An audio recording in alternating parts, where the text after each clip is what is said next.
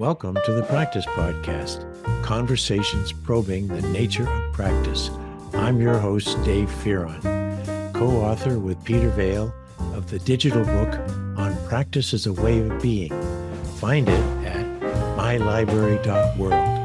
And now to our show. Okay. Well, folks, you know, I can't find anyone interesting here in the United States anymore to put into my podcast. 400 million people, simply not enough. So once again, I reached back to the UK to a fellow who's living just outside London and who appeared on LinkedIn a few more times to the extent that he caught my eye. And I thought, Gary Lloyd, now there's someone who's interesting. And in part because he has a book that came out recently called Gardeners, Not Mechanics. And it suggested to me his philosophy about how to coach, teach, and be in a managerial leadership role. And I just learned, since Gary and I are just meeting for the first time in face-to-face over Zoom, that he had been involved for quite a long while in aspects of leading change. And Peter Vale, some of you know I talk about a lot, once said that you really can't find leadership being done unless you can associate it with a moment of change. Watch closely and you'll see leading being done. Sometimes by person with authority to do it, but many times the first person who's moved by it and says, hey, we're uncertain, but I think we can learn and get ourselves in a new direction. So Gary, I'm delighted to meet you. And yes, there are lots of interesting people over here in the States. Yeah, I know some of them, Dave. It's an absolute pleasure to be here. Let's go start. First let me say that, I was thinking about this call and I thought, here I am, 80, going on 81, and I cannot overcome my fascination and don't want to with the phenomenon of leadership. I mean, Gary, how many trillions of lines of text have been written and published about leadership? How many models, how many theories, how many people have associated a great career with being able to explain it and then have been debunked? I mean, it's a fascinating topic. And I just put out one little syllogism about look for change and you'll find a leader, or look for change not happening and you won't find a leader. But what drew you in and keeps you involved in the question of leadership? It's a difficult question to answer, but when I was young, I was reasonably good academically, and I was very good, I say immodestly, at two sports. One was basketball and the other one was rugby, and they informed each other because basketball gave me the skills to be a really good rugby player. And again, this is not bragging, but I kept being made the captain of things. Somebody said to me, it's because you turned up, which is like one of the most important things about leadership, I think, which is reliability and persistence and curiosity. Those are the three things I say to people attitudinally, that you don't have to have developed much skills in to be curious. You just have to be curious. That's and right. To be reliable. If you're reliable, this is a bit harsh, but most people are not, and they're not for good reason. They make commitments they can't keep. But being reliable, I think, is not about doing everything come hell or high water. There comes a time you say, I'll do that for you, but an early warning is handy when they can't do it right, and persistence in pushing through. So I kept finding myself in leadership positions, and it was an absolute curiosity to me. And then when I went out into the world of work, the same thing kind of happened. I kind of have a weird theory that either you're kind of like me and you don't seek leadership positions and people give them to you because you've got those qualities, or you're a psychopath. If you want to get to the top in a company, you're absolutely determined. You know where you're going. And I say company rather than organization because it's generally the for-profits that attach those people. And as I worked in banking, financial markets, investment banking most of my career, I met plenty of psychopaths in senior positions in those organizations. And when I did my MBA, which I did in my mid-30s, and I came back into the organization, a lot of doors were opened for me because I was sponsored to do my MBA, and I was paid to go and do my MBA. Essentially, it's a great luxury. And when I came back, I inherited a change program, which I was supposed to be the deputy on. This was in retail banking. And the guy that I was supposed to be the deputy to left after about a week I was there. And I found myself in charge of a budget of about, this is back in the mid-90s. I found myself in charge of a budget of about 25 million and about 70 direct staff and God knows how much other stuff. And it was a really scary time. So again, accidentally, I found myself in a leadership position, and I guess reflecting back on it, not to go on too long-winded on this, is that I was interested to hear what you said because I've been saying this for a long time.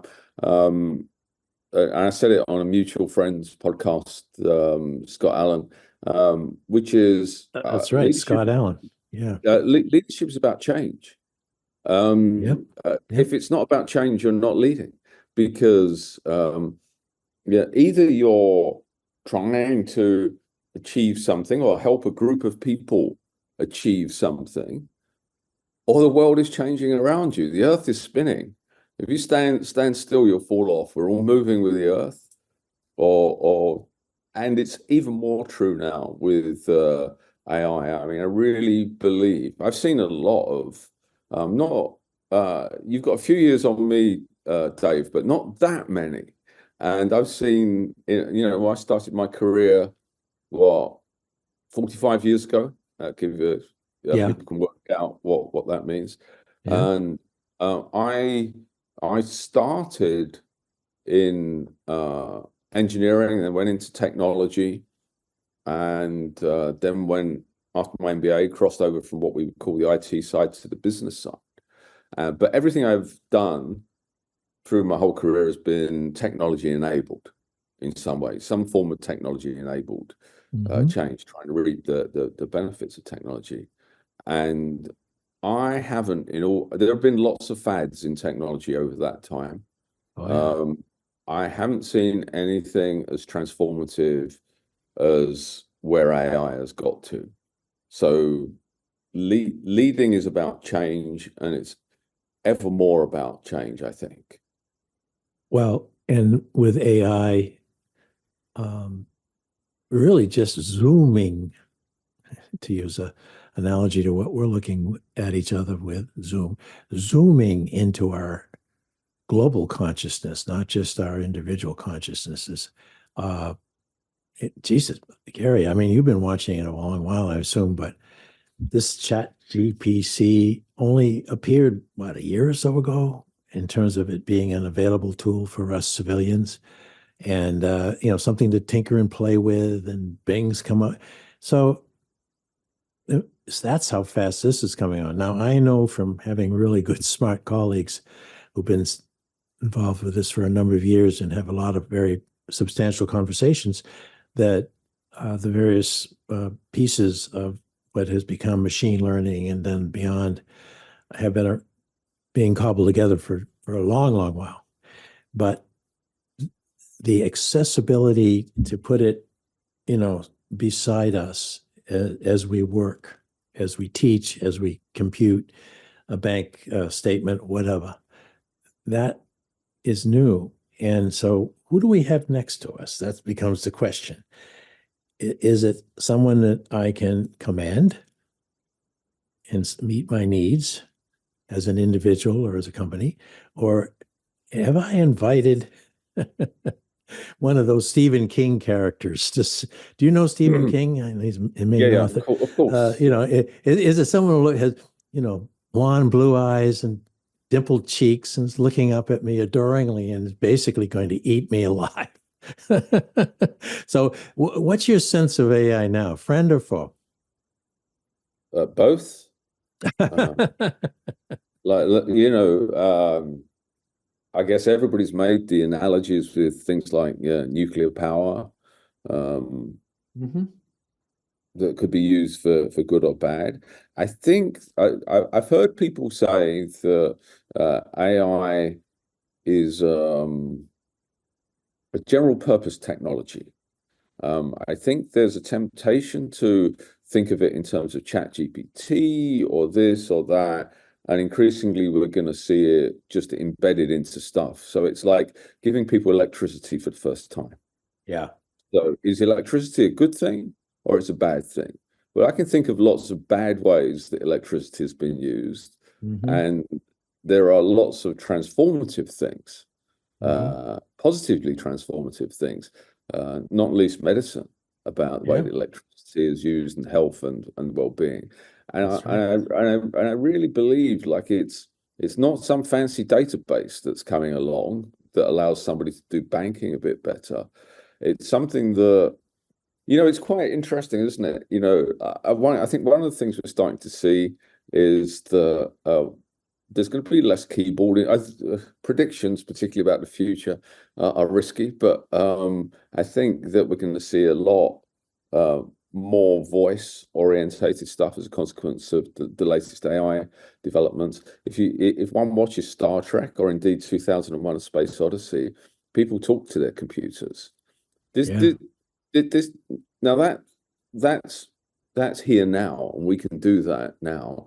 It's a Yes. bit inconvenient to do it on a train if you're commuting into London. So I don't think the keyboard's going to die, but I think increasingly, particularly as more generations come through, the natural thing will be to talk to computers. So we're going to see the technology just embedded in our everyday uh, products, but I think it's going to make a really big shift in the way that people work. I was reading something earlier on to revise on something. A study was done with the Boston Consulting Group. I don't know if you saw this, Dave. Mm. Who are top? They're a top tier consultancy, right? Like McKinsey. They're not a Deloitte or a PwC or one of these. Hmm. They're a Yeah. top tier consultancy. Recruit from the best schools, get the best people as far as they can. And there was a study that was done by, it was a combination. So they looked at 750 BCG consultants and gave them some tasks. Now the study was done with BCG by uh, Harvard Business School, Wharton, Warwick Business School, and MIT. So some pretty top tier schools working with a top tier consultancy. Hmm. And the difference between people doing consultancy tasks, as judged by a BCG panel, between people without it and with it was 40% in terms of the quality of their output. So for me there, we're looking at in the business world. I'm not so sure about the non-profit because I don't. It's not non-profit world. I don't know as well. But certainly in the business world, at the top tier, it's making a big difference.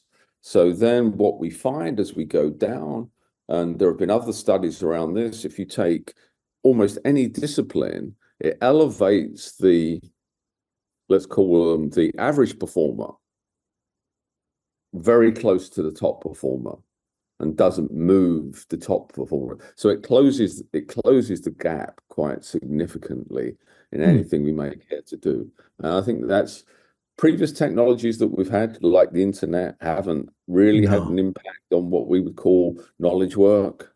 that's right. Um, but I think this, and to your point, Dave, machine learning's been around for a long time. 2016, Hmm. AlphaGo developed by DeepMind. There's a great film on AlphaGo, by the way, if you've never seen it. No. It's free on YouTube. It's a very human story. So 2016, it beat the world Go champion 4-1. That was based on machine learning. What's really interesting is a subsequent version called AlphaZero was trained. AlphaGo was trained on human games, and it invented a move that no one had ever seen before, Mm-hmm. to beat Lee Sedol, who was the world champion. AlphaZero, which came subsequently and is better, was trained on its own games. Oh boy. Now I'm back at Stephen King. So they had it playing itself. Yeah, and did it lose and win? and learning from that was 2016. But say to your point, it was 30th of November 2022. I've got to remember which year we're in. ChatGPT was launched for free in every desktop or mobile, anywhere you wanted it, and it completely changed the game, because although AI has been around since, when I started my career, we were playing around with AI stuff, but this really changed the game. And large language models are a real gateway to AI, because they allow people like you and I to talk to our computers, just like we're talking now, and ask them to do stuff or tell us stuff. I can't wait for the day. I've never learned to type, and I've got maybe a trillion lines of type that I've done, but I fantasize with that idea. Many years ago, the idea that you could converse with your computer and have it even come out better than what you said, which is now what it happens with Grammarly and these other things. What happened when ChatGPT first landed? Like everybody else, I say I got it to write songs about leadership in the style of Bob Dylan, and things like that, and played around with it. And then I read something somewhere about role play, and at the time I was co-chair of the mentoring program at Warwick Business School, and we were looking. The way that we ran that program was experienced alumni of a certain age would mentor students and younger alumni. And I'm not sure about the US, but here in Europe, a typical business school student is between 35 and 40. Yeah, I was younger, but to be senior people here. I think in the US, sometimes people go straight on. That's right. We kind of discouraged it, but they said, to hell with it. We're going to get our MBA. We want to make an extra buck. But yeah, I get it. I get the age group you're talking about. So we've got experienced people, but then we wanted some mileage under them. We said, well, we had the idea of running an experiment where students would mentor other students. That idea came to me from listening to our friend Scott Allen's podcast again. And I listened to a guy called Tom Colditz. I don't know if you know Tom. I'm going to be talking with him, though.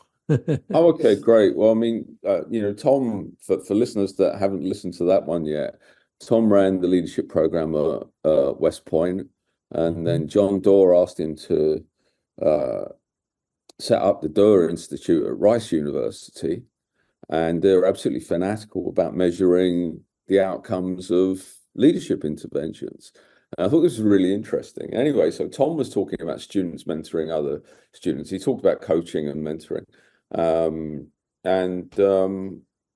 It occurred to me that for somebody that wasn't an experienced leader, manager, call them what we will, somebody that wasn't experienced, that actually that coaching is quite difficult in terms of coming up with good questions, and especially if you're experienced, avoiding coming up with advice. Yeah, that was the tough thing about mentoring. You really couldn't do a how-to. You the So I yeah. inquisitive. So I had a chat with ChatGPT and said, could you role play a mentoring client or a coaching client? And it says, yeah, sure, I can do that. So I had a little practice, and cut a long story short, that ended with me plugging some wires together and creating something which is on the web now, is a number of role-playing chatbots where somebody can go and practice their coaching skills I think that's in a, wonderful. in a safe environment. And they can do that using voice, or they can do it through typing. And I have different levels of difficulty in there. Like when people first started to use it, they said that the clients are too insightful. Well, I started this talking about leadership and in your book gardening, but now I want to come to the insight that I'm getting right now, that not only has the game changed, but we only just beginning to learn the game as it's now going to be played out. And going back to your rugby days, among other things, you knew how to play rugby and basketball and probably played it quite well. And they topped that off with giving you leadership. Well, what's going to happen next if we're in the business of mentoring, coaching, preparing people to lead and manage in the new game? Are we doing it correctly with the way we've organized our higher education, for example, for the last 200 years? Putting them through units, having them read, prove that they've read, show us their knowledge, versus something more, different? Perhaps less mechanistic and more like gardening?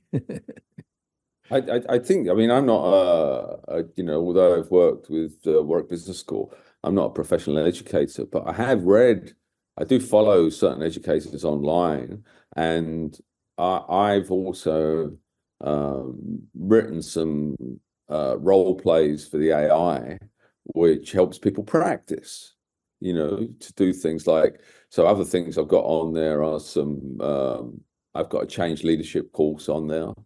And let me take the change leadership course that I created. So Okay. I've only created the first part of it as an experiment. These are all experiments, Dave. They're not money-making ventures. They're just things I'm doing I because understand. I'm curious. I'm still And curious. so for want of a better term, I don't know what an academic like yourself would say, but I've kind of in my thinking is I've taken a kind of Socratic approach to it. There's a short video that introduces the topic, and then there's a conversation, and the AI starts asking the person questions and tries to get them to lead to their own conclusions about whether it's leadership. Like, one of the things that it starts off with, what is value? And it says, let's have a conversation about value. And what we're trying to do is to get the person not to tell, but to get them to think it through on the basis that a lot of the knowledge is already in their head. That's right. Draw out, educare, lead out. Yeah. It's like, I mean, I go back to rugby. I mean, when after I had to give up through injury, I did coaching for a while. And what do you do with somebody who plays rugby? Well, you have to teach them the basics first. So you need to give them some information. Otherwise, you just chuck them onto a pitch. It's going to take them a long time to learn. So you give them some basic education, and then they go out and they practice you show them some skills. Then they go and practice the skills, and then you give them some feedback on the skills, and you see their skills improving as they practice. Okay, and so you see them practice for a while, and then you get to that stage where you see them do something you've never taught them, and you go, well, that's amazing. And I think, education. When I did my first degree, which was in civil engineering, 250 of us walked into a lecture theatre and the lecturer wrote notes on the board.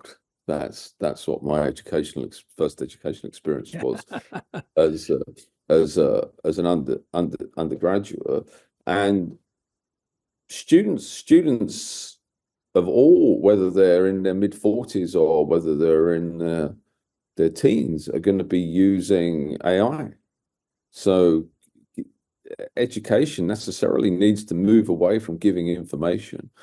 Yeah, and going back to the topic of this podcast, I think it is about giving them some information in different ways, but increasingly important, allowing them to practice their skills, Yeah. because that's the only way to develop. I don't like to talk.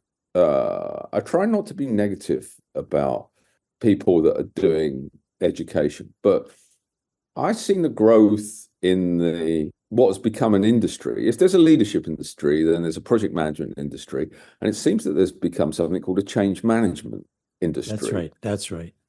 And they have qualifications, and I'm hugely cynical about them, because I go, well, how can you go on a course and come away with a change management qualification? It's something that you learn by doing. You have I think you get sort of a basting, if you would, of the turkey. You're the turkey, and when you put yourself into these formal degree programs, they're going to kind of butter you up and make you seem and feel more vital and more informed. But Peter Vale and I, and more people than like Scott Allen all the time, believe that it is about helping people become superb learners. That is the job of a business school or an engineering school. Just because of what you said, when you see them go to a point after you've given them all the basting and all the basics and all that, and they actually go out and do something you didn't, and they didn't think they could ever do. It's that moment where they go beyond, and now they're fully in charge of their affairs in the moment. They're going to solve the problem in the moment, and they're going to get very quick feedback. They're going to get slapped or they're going to get patted. But one way or another, they're in the do. They're doing what we could generally call leading. And why is that leading and not managing? Well, that's an old conversation, but it's leading because no one's done that before. Or no one standing beside can say, no, you don't do it that way. This is how it works. They're figuring it out. And that's, as I cap my time off here with you, that's what brings me back to the question that was in your mind when you wrote the book about machine versus gardening. And am I correct in assuming that it's going to take more of a gardening approach to supporting this kind of learning to get superb learning than just to put them through the mechanics of the more traditional kinds of training and teaching? The central theme of the book is that we live in a world which is more, and work in a world which is more like an ecosystem than it is like a machine. Yep. So the same inputs don't produce the same outputs time after time. So the characteristics of that are unpredictability, interdependence, limits of control. So it's more like a garden. Now, what does a garden do? Well, a gardener do? Well, a gardener experiments. They try things out to see what works, what doesn't work. Does it grow over here? No, it doesn't grow over there. Does that mean it's a bad plant? No, let me go and plant it somewhere else. Does the fact that it doesn't flower, is that the fault of the flower? No, it's not. I have to look at the conditions that gave rise to the flower and how the flower manifests. If I try to grow, I'm looking behind me here, Dave, because this is where I tried. One year I grew beetroot, and it was delicious, really fresh beetroot was absolutely delicious. I grew so much beetroot I didn't know what to do with it. I did exactly the same thing the next year. Nothing grew. What did you do to Nothing, the soil?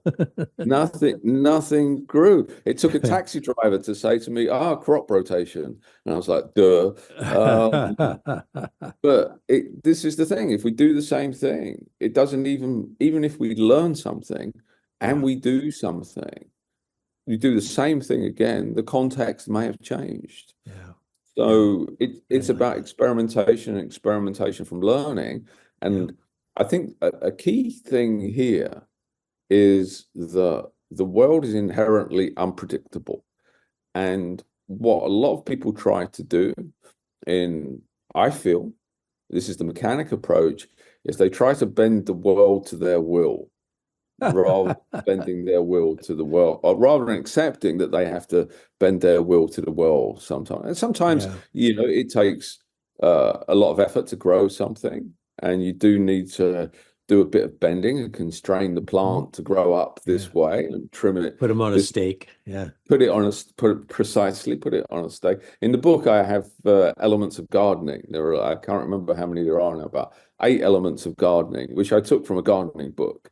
Um, and staking, weeding, preparing the soil. Yeah, Absolutely so important. Um, this is even this dovetails with the conversation about AI, because we can do things so quickly and we can experiment so quickly now. This that's the is key. this is the key thing. That So if is, we it's so handy now. yeah, And if you and if we have an accept it, impulse, what if I do? What if that, yeah, that it took me a long time to simulate that in the classroom. yeah. And I was considered one of the quicker in getting students to go from A to Z. But it took a long time, a lot of preparation, and the payoffs weren't always as tacit as it is now as we try out. Well, I'm going to try out some of your simulations now because to me, that's the cultivation. To me, that's the sun, the rain, and everything else. If I'm in a place where my curiosity's been piqued and I have things at hand and I can try stuff, whether I'm a senior leader of a company or a 12-year-old, I can get it done faster and get feedback faster. And as we've learned in the agile world, keep the experiment short, get the result, move on. That change happened in my career of lifetime, seeing it happening in manufacturing and elsewhere where I was a keen observer. And now, because of AI and with your thought leadership developing Gary Lloyd, I think we're going to learn a lot more in the next few years. And probably the person at my side is not a vampire looking like a blonde, blue-eyed kid who wants to deliver my paper, but is actually a very helpful entity that's going to deliver what I need when I need it.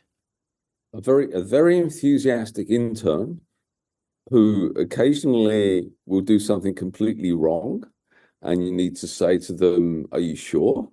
Yeah, Can you go back and check that?" But yeah. generally going to produce good results really quickly, but you need to keep an eye on them as well. Oh, absolutely. Yeah, and maybe that's the new supervision. Yeah, The old supervision with the clipboard, and I'm checking you and making sure you I do think it absolutely correctly will be supplanted by someone who's saying, go at it, but I'm watching. Sort of like a coach, I'm seeing you on the field. And when you yeah, come back in and sit on the bench, I'm going to have a chat with you. What were you thinking when when you stiff armed that guy? Uh, and but it's their responsibility to go back out on the field, not the coaches. So that's cool. I think we got. I think going back to what you said, Dave, is one of the things it gives us. And you go back to your question about how it shapes education. It gives us an opportunity to learn very, very quickly, Yeah. because we can experiment, fail better all the time, and we can do that very, very quickly. In the past, it would take a long time to tee up some what we used to do at business schools, stuff like that, like a simulation. Yeah. I went into a room the other day that had 3 AI characters in it that I'd created, and it was like 5 minutes before I got a turn to speak. They were all chatting to each other. I love it. Oh, Gary, oh man, I want to come back and find more time with you. But this has been very satisfying for me. My most huge regret now is that I'm not starting my career in 2024 with as many years ahead as I had behind me. It's going to be damn exciting to be any kind of person interested in helping other people grow and develop, whatever that role may be. To me, it's going to be a lot more exciting. And who the hell doesn't want some excitement? Good excitement. Absolutely. Well, thank you very much, Gary Lloyd. Dave, an absolute pleasure. Thank you for your time. Thank you for listening to the Practice Podcast, conversations probing the nature of practice. If you'd like to hear more, go to Podomatic, Spotify, Apple Podcasts, or YouTube. And please consider purchasing our book on practice as a way of being at mylibrary.world. It's a digital book with lots of features that you do not see in a conventional book. So once again, thank you, and I look forward to you listening again.